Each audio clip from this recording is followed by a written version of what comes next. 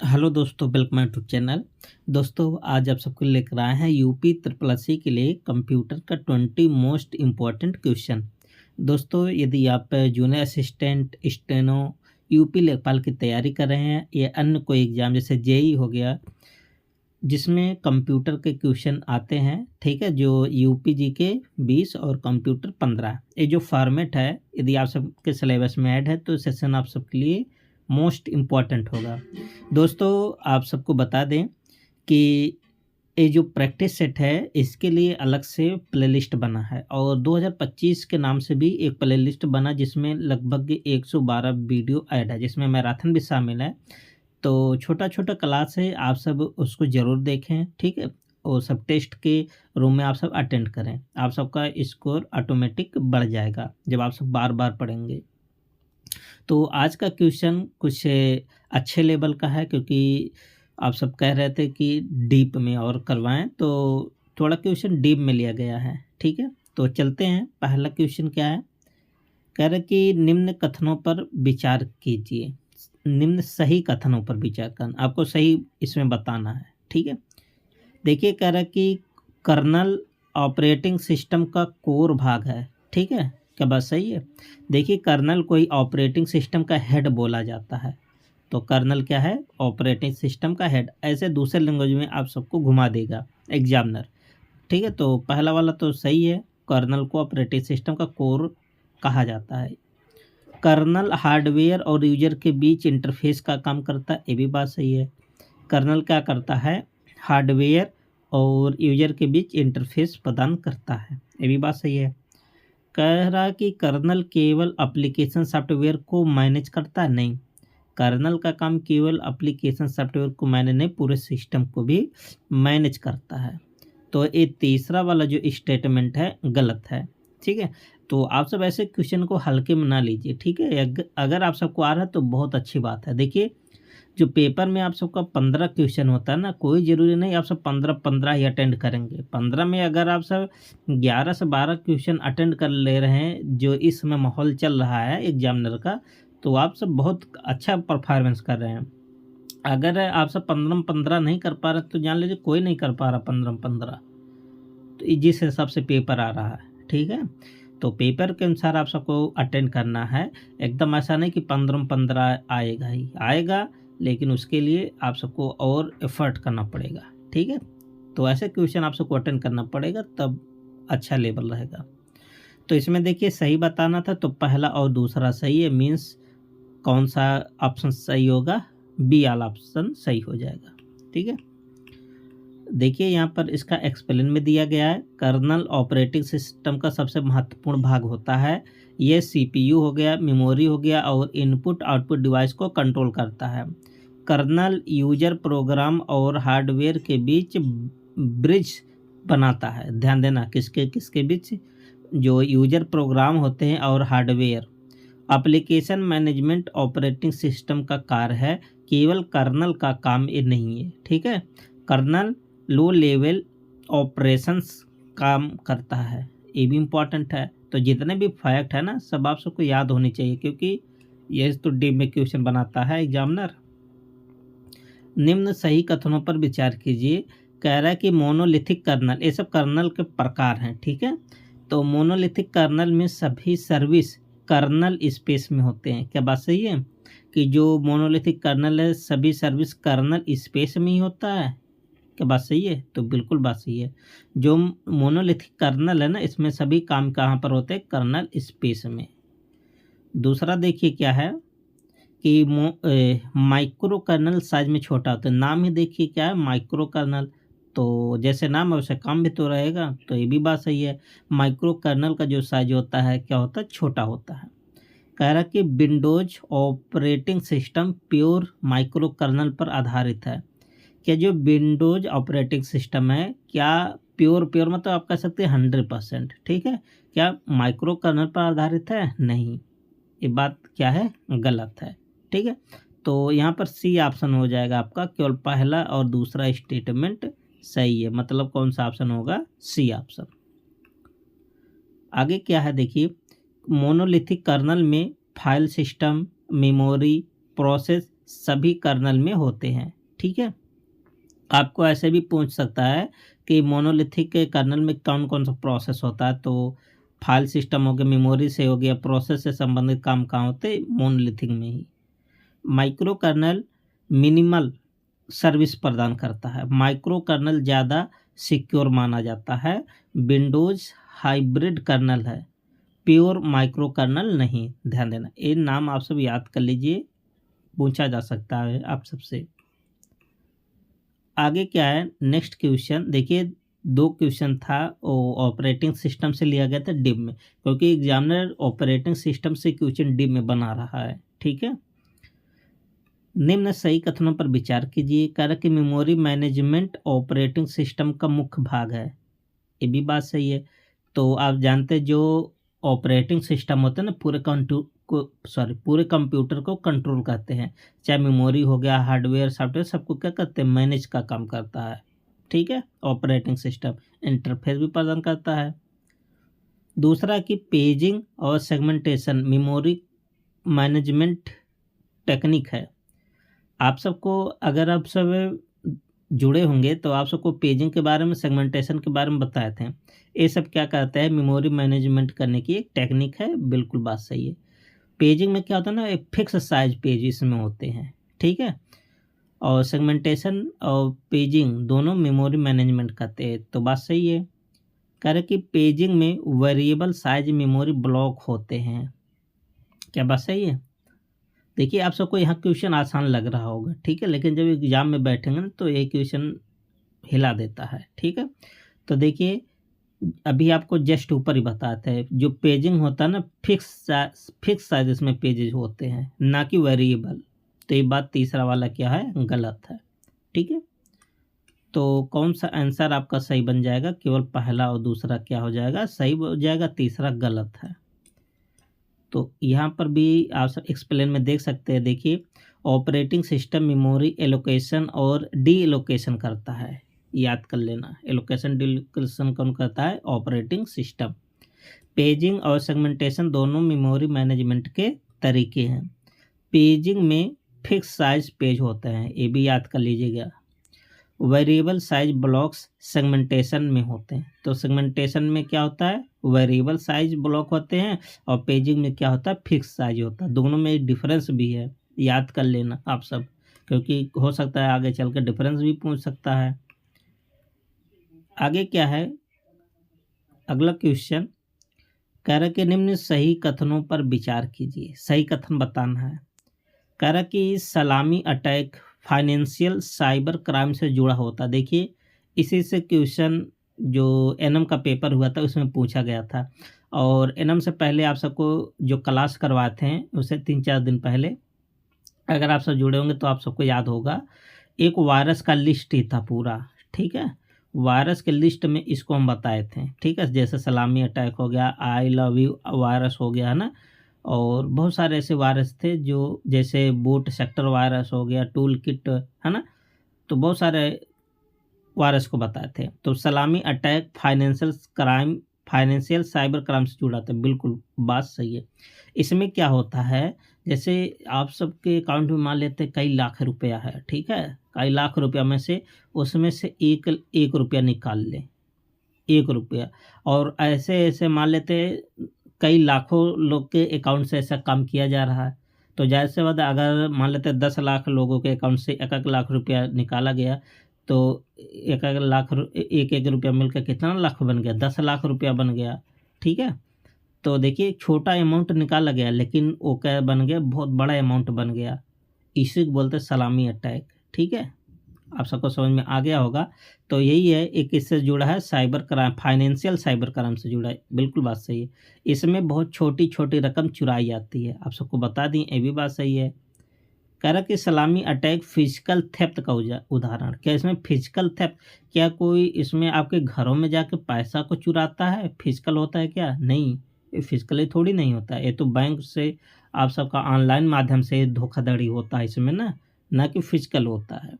तो तीसरा वाला गलत है, तो ध्यान दीजिएगा, आप सब तीसरा मत सही कर दीजिएगा। तो केवल पहला और दूसरा सही होगा, जो कि ऑप्शन नंबर कौन सा है, सी है। आगे क्या है देखिए, सलामी अटैक एक डिजिटल फ्रॉड है, ठीक है।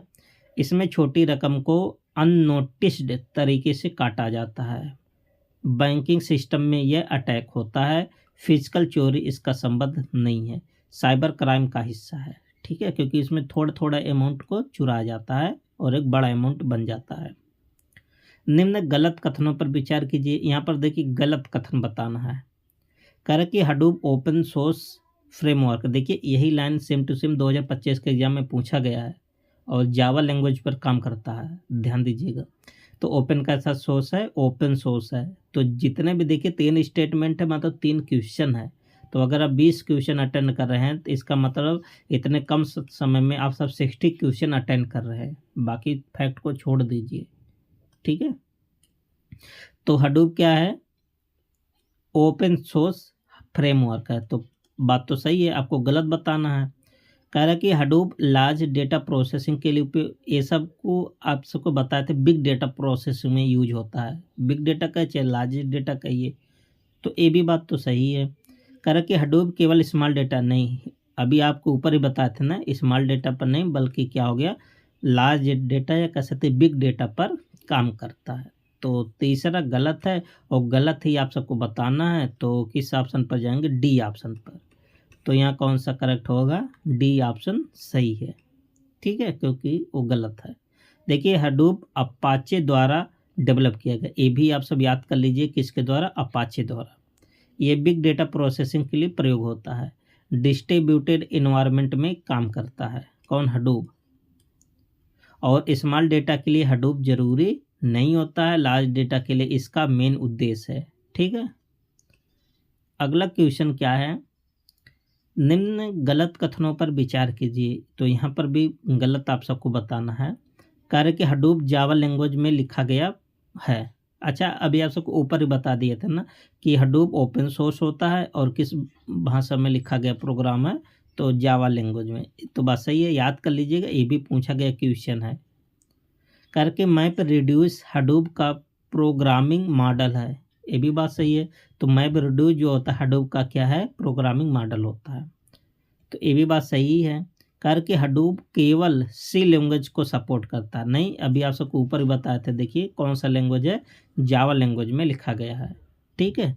तो तीसरा स्टेटमेंट गलत है और गलत ही आप सबको बताना है। तो कौन सा ऑप्शन हो जाएगा, डी। अच्छा, नाट का मतलब नॉन ऑफ दीज है, इनमें से कोई नहीं, ठीक है। आगे क्या है देखिए, हडूप कोर जावा में लिखा गया प्रोग्राम है, ठीक है। मैप रिड्यूस डेटा प्रोसेसिंग का मॉडल है, जैसे पाइथन हो गया, ये सब भाषा है। हाइव हो गया, पिग हो गया, में हडूप इकोसिस्टम में चलते हैं, ठीक है, केवल सी लैंग्वेज तक सीमित नहीं है, ठीक है। तो और सब लैंग्वेज आप सब देख लीजिए। नेक्स्ट क्वेश्चन एमएस वर्ड से लिया गया, देखिए ये भी क्वेश्चन आप सबसे 2025 के एग्जाम में पूछा गया है नए पैटर्न पर। Control plus shift plus L filter apply करता है, क्या बात सही है। तो यहाँ सही बताना है, तो बिल्कुल बात सही है। अगर आप सबको, सॉरी एमएस वर्ड नहीं, एमएस एक्सेल से है, तो अगर आप सबको फिल्टर अप्लाई करना है तो control plus shift plus L shortcut key का यूज करेंगे, ठीक है। और करके control plus colon current date insert करता है, ये भी आप सबको बताए थे, ये भी बात सही है। और कंट्रोल प्लस जेड से रीडू होता है, रीडू नहीं होता, कंट्रोल जेड से क्या होता है, अंडू होता है, ठीक है। तो केवल पहला और दूसरा सही है और तीसरा गलत है, थोड़ा इजी क्वेश्चन था। आगे क्या है देखिए, control plus shift plus L से फिल्टर होता है, कंट्रोल प्लस जेड से कॉलन से करंट डेट आता है, कंट्रोल जेड से अंडू आता है, और रीडू के लिए कौन सा यूज होता है, कंट्रोल प्लस वाई आता है, ठीक है। आगे क्या है, अगला क्वेश्चन एमएस वर्ड से लिया गया है। करके कंट्रोल प्लस बी से टेक्स्ट को बोल्ड करता है, ये भी बात सही है। कंट्रोल प्लस यू से अंडरलाइन के लिए यूज होता है, ये भी बात सही है। और control plus P document close, control plus P से जो प्रिंट वाला ऑप्शन होता है ना, वो खुलता है। तो यहाँ पर केवल पहला और दूसरा सही है, तीसरा गलत है, ठीक है। और अगर आप सबको विंडोज़ को बंद करना है ना, तो उसके लिए कौन सा शॉर्टकट यूज करेंगे, कंट्रोल प्लस डब्ल्यू से, ठीक है। नेक्स्ट क्वेश्चन OSI लेयर से है। अच्छा क्वेश्चन है, देखिए OSI का मतलब ओपन सिस्टम इंटरकनेक्शन पूरा नाम। वो इसमें कुल कितने लेयर होते हैं? 7 लेयर होते हैं, आप सबको बताए हैं डिटेल में, ठीक है। करके ट्रांसपोर्ट लेयर डेटा डिलीवरी सुनिश्चित करता है। अच्छा, क्या ट्रांसपोर्ट लेयर डेटा डिलीवरी को सुनिश्चित करता है? बिल्कुल बात सही है। इसी में होते हैं, एक होता है TCP, एक होता है UDP होता है, ठीक है। कह रहा कि फिजिकल लेयर इनक्रिप्शन प्रदान करता है। क्या बात सही है? देखिए आपसे बताइए तीसरा क्या सही है? क्या फिजिकल लेयर ही मतलब इनक्रिप्शन प्रदान करता है? गलत है, ये फिजिकल लेयर का काम नहीं है, ठीक है। तो तीसरा गलत है और पहला और दूसरा क्या बन जाएगा? सही बन जाएगा। आगे क्या है देखिए, OSI मॉडल नेटवर्क कम्युनिकेशन को डिफाइन करता है। Transport layer reliable data transfer करता है। रिलायबल डेटा के लिए कौन यूज होता है? TCP। यूडीपी ए रिलायबल नहीं होता है। इनक्रिप्शन प्रेजेंटेशन लेयर का काम होता है, ठीक है। और फिजिकल लेयर बिट ट्रांसमिशन का काम करता है। ध्यान देना, याद कर लीजिएगा, पूछा जाता है। आगे क्या है नेक्स्ट क्वेश्चन, देखिए निम्न सही कथनों पर विचार कीजिए। कारक के TCP रिलायबल प्रोटोकॉल, अच्छा भी जस्ट आप सबको ऊपर बताया, ये रिलायबल होता है। UDP कनेक्शन लेस प्रोटोकॉल है, ये भी बात सही है। और FTP फाइल ट्रांसफ़र के लिए प्रयोग नहीं होता है, फाइल ट्रांसफ़र के लिए प्रयोग होता है। फाइल ट्रांसफ़र प्रोटोकॉल इसका नाम है, इसका पोर्ट नंबर कितना? 21 होता है, ठीक है। अच्छा, TCP UDP मोस्ट इम्पॉर्टेंट है। TCP डेटा को भेजने की गारंटी देता है कि मतलब एकदम सिक्योर डेटा हम भेजेंगे, जबकि UDP रिलायबल नहीं होता है सिक्योर डेटा भेजने के लिए। फास्ट होता है बट रिलायबल नहीं होता है, ठीक है। तो पहला और दूसरा केवल सही बन जाएगा, जो कि ऑप्शन क्या बन जाएगा? बी बन जाएगा। देखिए TCP रिलायबल और एरर चेक्ड प्रोटोकॉल है। अगर आप सबको एरर मतलब एरर लेस भी पूछे ना, तो भी आप किसके साथ जाएंगे? TCP के साथ। UDP फास्ट होता है लेकिन अनरिलायबल होता है। FTP फाइल ट्रांसफ़र के लिए प्रयोग होता है। अच्छा, किस पोर्ट नंबर पर काम करता है? 21, ठीक है। और FTP OSI के किस लेयर पर काम करता है? एप्लीकेशन लेयर प्रोटोकॉल है, ठीक है। ये सब सारी बातें आप सबको याद रहनी चाहिए। अगला क्वेश्चन क्या है देखिए, कर कि निम्न गलत कथनों पर विचार कीजिए। तो गलत कथन बताना है। कर कि IP एड्रेस लॉजिकल एड्रेस होता है। अच्छा, एड्रेस दो प्रकार का होता है, एक होता है IP एड्रेस, एक होता है मैक एड्रेस, MAC, ठीक है। मैक एड्रेस 48 बिट पर काम करता है और IP दो प्रकार का होता है, एक होता है IPv4, एक होता है IPv6। 4 वाला 32 बिट का यूज करता है और IPv6 वाला 128 बिट का यूज करता है, ठीक है। तो कंप्यूटर एड्रेसिंग दो प्रकार का, IP और मैक। मैक क्या होता है? फिक्स होता है, ठीक है, ये हार्डवेयर के लिए होता है। देखिए IP एड्रेस लॉजिकल एड्रेस होता है, बिल्कुल बात सही है। IPv4 ऑक्टेट होते हैं, ये भी बात सही है। और IP एड्रेस हार्डवेयर में परमानेंटली फिक्स होते हैं, नहीं ये हार्डवेयर के लिए होता ही नहीं। तो तीसरा क्या हो जाएगा? गलत। केवल पहला और दूसरा क्या बन जाएगा? सही बन जाएगा। आगे आगे क्या है देखिए, अच्छा इसमें गलत बताना था ना, तो गलत केवल 3 ही होगा, ध्यान दीजिएगा। देखिए IP address software base logical address है। IPv4 32 बिट एड्रेस यूज करता है और IP एड्रेस चेंज हो सकता है, ठीक है। परमानेंट एड्रेस मैक एड्रेस होता है। नेटवर्किंग में IP राउटिंग के लिए उपयोग होता है और कितने बिट का होता है? ये भी 48 बिट का, ठीक है। आगे क्या है क्वेश्चन 212, देखिए निम्न गलत कथनों पर विचार कीजिए। आप सबको गलत बताना है, ठीक है। कह रहे कि मैक एड्रेस फिजिकल एड्रेस होता है, बिल्कुल बात सही है। फिजिकल एड्रेस होता है, हार्डवेयर के लिए होता है। और मैक एड्रेस 48 बिट का होता है। क्या बात सही है? अभी आप सबको ऊपर ही बता दिए। और मैक एड्रेस इजीली चेंज किया जा सकता नहीं, चेंज नहीं किया जा सकता। एक क्या होता है? फिक्स्ड होता है, ठीक है। कि परिवर्तन नहीं किया जा सकता।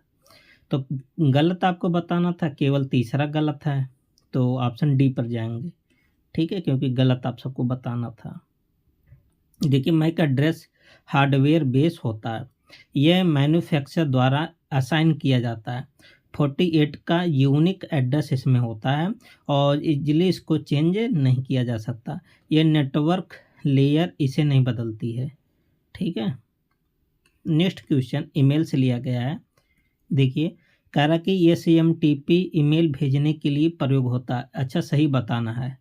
तो simple mail transfer protocol email भेजने के लिए यूज होता है। इसका पोर्ट नंबर कितना है? 25 है। POP3 ईमेल डाउनलोड करता है, क्या बात सही है? अच्छा, POP3 जो होता है ना, ये ईमेल को रिसीव करता है और इस सर्वर से डेटा को डाउनलोड करके सर्वर से डिलीट कर देता है POP3। तो ये भी बात सही है। इसका पोर्ट नंबर कितना होता है? 110 होता है। IMAP ईमेल सर्वर से डिलीट नहीं करता, बिल्कुल बात सही है। तो IMAP क्या करता है? ये भी ईमेल को रिसीव करने का प्रोटोकॉल है, internet message access protocol. But इसका जो डेटा होता है ना, सर्वर पर स्टोर रहता है और इसको कहीं से भी एक्सेस कर सकते हैं। ठीक है, तो यहाँ पर सब सही है, तो किस ऑप्शन पर जाएंगे? ई ऑप्शन पर, ऑल करेक्ट। ठीक है, तो देखिए, SMTP ईमेल सेंडिंग का प्रोटोकॉल है। POP3 ईमेल को लोकल सिस्टम पर डाउनलोड करता है। IMAP ईमेल सर्वर पर रखता है और IMAP डिलीट ऑटोमेटिकली नहीं करता है। ईमेल मैनेजमेंट में प्रोटोकॉल का बड़ा रोल होता है। ठीक है, तो सारी बातें आप सबको याद होनी चाहिए, ईमेल से भी क्वेश्चन बनता है। ठीक है, अगला क्वेश्चन दोस्तों, नेक्स्ट क्वेश्चन सॉल्व करने से पहले आप सबको बता दें, यदि आप यूपी की किसी भी एग्ज़ाम की तैयारी कर रहे हैं, जैसे जूनियर असिस्टेंट हो गया, लेखपाल हो गया, स्टेनो हो गया, आने वाला AGTA हो गया ना, कोई भी एग्ज़ाम हो जिसमें UP GK और कंप्यूटर के क्वेश्चन आते हैं, तो इसके लिए आप सब चैनल को होम पेज पर जाएंगे या डिस्क्रिप्शन बॉक्स को चेक करेंगे, वहाँ पर कॉन्टैक्ट नंबर होगा, आप वहाँ से संपर्क कर सकते हैं। दोस्तों, जो नोट्स है एकदम डीप में नोट्स बनाया गया, आप सब उसको कम से कम 2-4 बार पढ़िए, तब आप सबको एकदम अच्छे से समझ में आएगा। ठीक है, और आप सबका जहाँ भी टेस्ट दे रहे हैं वहाँ आप सबका नंबर भी अच्छा बढ़ता रहेगा। ठीक है, और तो आप सबको कॉन्फिडेंस भी आएगा। तो नोट्स है, बहुत सारे स्टूडेंट्स लिए हैं, बहुत अच्छा फीडबैक देते हैं, तो अच्छा लगता है। ठीक है, तो आप सब भी लेकर अपनी तैयारी को बेहतर बनाएं। ठीक है, तो चलते हैं। देखिए, कह रहा कि सही कथन बताना है, सही कथन पर विचार करना है। कह रहा कि MQTT light weight IoT protocol है, मोस्ट इम्पॉर्टेंट है। अच्छा, आप सबको बता दें, IoT का मतलब इंटरनेट ऑफ थिंग्स। इसमें जो भी चीज़ होती हैं ना, जैसे एनर्जी कंजप्शन होगा, इसमें कम होगा, सबसे कम एनर्जी इसमें लगे, तभी तो IoT यूज होगा। जैसे IoT के माध्यम से स्मार्ट हाउस होता है ना, स्मार्ट रूम होता है, स्मार्ट वॉच होता है, तो ये सब IoT के माध्यम से पॉसिबल होता है। तो MQTT एक लाइट वेट IoT, बिल्कुल बात सही है। कैसा है? लाइट वेट मतलब हल्का है। कोप कंस्ट्रेंट डिवाइस के लिए प्रयोग होता है, ये भी बात सही है। कह रहा कि HTTP IoT के लिए सबसे इफिशियंट प्रोटोकॉल है, तो क्या बात सही है? नहीं, तो HTTP है IoT के लिए सबसे इफिशियंट नहीं होता है। ठीक है, तो केवल पहला और दूसरा सही हो जाएगा और तीसरा स्टेटमेंट क्या है यहाँ पर? गलत है। ठीक है, देखिए, MQTT क्या है? लो बैंडविड्थ में इफिशियंट है। ठीक है, और हल्का भी होता है। कोप में IoT डिवाइस के लिए डिजाइन किया गया है। HTTP हैवी प्रोटोकॉल है, आप सब जानते हैं कहाँ पर यूज होता है? www में। ठीक है, और आप सब देखिए यहाँ पर IoT में लाइट वेट प्रोटोकॉल प्रेफर होते हैं। इफिशियंसी IoT में बहुत ज़रूरी है। ठीक है, अगला क्वेश्चन क्या है? वर्चुअल मेमोरी से। देखिए, निम्न सही कथनों पर विचार कीजिए। कह रहा है कि वर्चुअल मेमोरी सेकेंडरी स्टोरेज का उपयोग करती है, बिल्कुल बात सही है। और वर्चुअल मेमोरी प्रोग्राम साइज को बढ़ाने में मदद करती है, ये भी बात सही है। और वर्चुअल मेमोरी रैम की स्पीड बढ़ाती नहीं, रैम की स्पीड नहीं बढ़ता, बल्कि इसका आकार बढ़ता है। ठीक है, तो केवल पहला और दूसरा सही होगा और तीसरा स्टेटमेंट क्या है? गलत है। देखिए, वर्चुअल मेमोरी हार्ड डिस्क का उपयोग करती है, प्रोग्राम रैम से बड़ा हो सकता है, स्पीड हमेशा नहीं बढ़ती है, डिस्क रैम से स्लो होती है। मेमोरी मैनेजमेंट में यह कॉन्सेप्ट बहुत ज़रूरी है, ठीक है। जो वर्चुअल मेमोरी होता है मेमोरी को तो मैनेजमेंट करता है। नेक्स्ट क्वेश्चन कह रहा है कि निम्न गलत कथनों पर विचार कीजिए। कह रहा है कि विंडोज़ मल्टीटास्किंग ऑपरेटिंग सिस्टम है, बिल्कुल बात सही है। आप सब देख रहे हैं कि आपके पेपर में विंडोज़ से ऑपरेटिंग सिस्टम से डीप में क्वेश्चन बना रहा है। बाकी और कुल जगह आप सब तो पढ़े रहेंगे, जैसे प्रिंटर हो गया, माउस हो गया, सबसे कहीं से भी बनाएगा, आप सब उतना एलिमिनेट कर लेंगे ऑप्शन को, ठीक है। तो विंडोज़ क्या है, मल्टी आप बिल्कुल बात सही है। तो देखिए विंडोज़ कह रहा है कि GUI आधारित ऑपरेटिंग सिस्टम है, ग्राफिकल यूजर इंटरफेस, ये भी बात सही है। कह रहा कि विंडोज़ केवल कमांड लाइन इंटरफेस सपोर्ट करता नहीं। अभी आप देख रहे हैं CLI है ना, command line interface. Command line interface के साथ साथ GUI आधारित भी होता है, ठीक है, दोनों होता है। तो केवल गलत बताना था तो तीसरा गलत है, बाकी सब सही है। तो किस पर आएंगे, डी ऑप्शन पर आएंगे। सी मतलब कमांड लाइन और GUI दोनों होता है। देखिए विंडोज मल्टीपल प्रोग्राम्स एक साथ चलाता है, GUI यूजर फ्रेंडली इंटरफेस देता है, कमांड लाइन ऑप्शनल फीचर है। GUI विंडोज की पहचान है, GUI इंटरेक्शन आसान बनाता है, ठीक है। तो विंडोज के बारे में ये सब लाइन याद होनी चाहिए। कह रहा है कि निम्न गलत कथनों पर विचार कीजिए, मैनेजमेंट से लिया गया। कह रहा है कि प्रोसेस प्रोग्राम का एग्जीक्यूटिंग इंटरफेस है, प्रोसेस प्रोग्राम का एग्जीक्यूटिंग इंटरफेस है, बात सही है। कह रहा है कि प्रोसेस शेड्यूलिंग CPU यूटिलाइजेशन बढ़ाता है, ये भी बात सही है। देखिए जो कीवर्ड है ना, कीवर्ड में आप सबको घुमा देता है ऐसे एग्जामिनर ही। कारण कि प्रोसेस और प्रोग्राम एक ही होते हैं, आप सबको ये भी क्वेश्चन प्रैक्टिस सेट में कराए थे, ठीक है। जो प्रोसेस होता प्रोग्राम होता एक ही चीज़ नहीं होता, अलग अलग होते हैं। तो गलत बताना था, तो गलत यहाँ पर तीसरा होगा जो कि ऑप्शन नंबर डी पर है। देखिए प्रोग्राम पैसिव होता है, याद कर लीजिए। प्रोसेस एक्टिव एग्जीक्यूशन है, ठीक है। और शेड्यूलिंग CPU आइडल टाइम कम करता है। प्रोसेस और प्रोग्राम अलग अलग कॉन्सेप्ट हैं। ऑपरेटिंग सिस्टम रिसोर्स एलोकेशन करता है। नेक्स्ट क्वेश्चन डेटालॉग से लिया गया मोस्ट इंपॉर्टेंट क्वेश्चन है। कह रहा कि सही कथन की पहचान करना है। कह रहा कि डेडलॉक रिसोर्स कॉन्फ्लिक्ट से होता है, ये भी बात सही है। डेडलॉक कैसे होता है, रिसोर्स के कॉन्फ्लिक्ट से क्या हो जाता है, डेडलॉक होता है। कह रहा कि म्यूचुअल एक्सक्लूशन डेडलॉक कंडीशन है, ये भी बात सही है। कह रहा कि डेडलॉक हमेशा ऑटोमेटिकली रिजॉल्व हो जाता है, ये बात गलत है, ऑटोमेटिकली नहीं होता है। तो केवल पहला और दूसरा क्या बन जाएगा, सही बन जाएगा। ऑप्शन क्या बन जाएगा, सी, ठीक है। देखिए डेडलॉक में प्रोसेस फॉर एवर वेट करती है। म्यूचुअल एक्सक्लूशन आवश्यक कंडीशन है। डेडलॉक मैन्युअली हैंडल करना पड़ता है, ऑटोमेटिक रिजॉल्व नहीं होता है, ठीक है। अगला क्वेश्चन क्या है, सही कथन की पहचान करना। कह रहे कि file system data storage management कम करता है, ये भी बात सही है। कर कि फैट और NTFS फाइल सिस्टम के उदाहरण है, ये भी बात सही है। FAT और NTFS किसके एग्जाम्पल है, फाइल सिस्टम के। और कह रहे कि फाइल सिस्टम CPU शेड्यूलिंग करता है, क्या फाइल सिस्टम करता है, नहीं करता। तो केवल पहला और दूसरा हो जाएगा सही, ये बात गलत लिखा है, ठीक है। देखिए फाइल सिस्टम डेटा ऑर्गेनाइज करता है। FAT और NTFS पॉपुलर फाइल सिस्टम है, याद कर लीजिएगा। CPU scheduling operating system kernel का काम होता है, एक इसका काम होता है कर्नल का, याद कर लीजिएगा। और फाइल सिस्टम स्टोरेज से जुड़ा होता है, डेटा एक्सेस को आसान बनाता है, ये मोस्ट इम्पॉर्टेंट है, याद कर लीजिएगा। और आज का लास्ट क्वेश्चन है, देखिए सही कथन बताना। कर कि ऑथेंटिकेशन यूजर आइडेंटिटी वेरीफाई करता है, बात तो सही है। ऑथेंटिकेशन एक्सेस परमिशन देता है, ये भी बात सही है। कारक इनक्रिप्शन डेटा को रीडेबल बनाता है, क्या बात सही है? तो ये बात गलत है, तो केवल पहला और दूसरा सही है।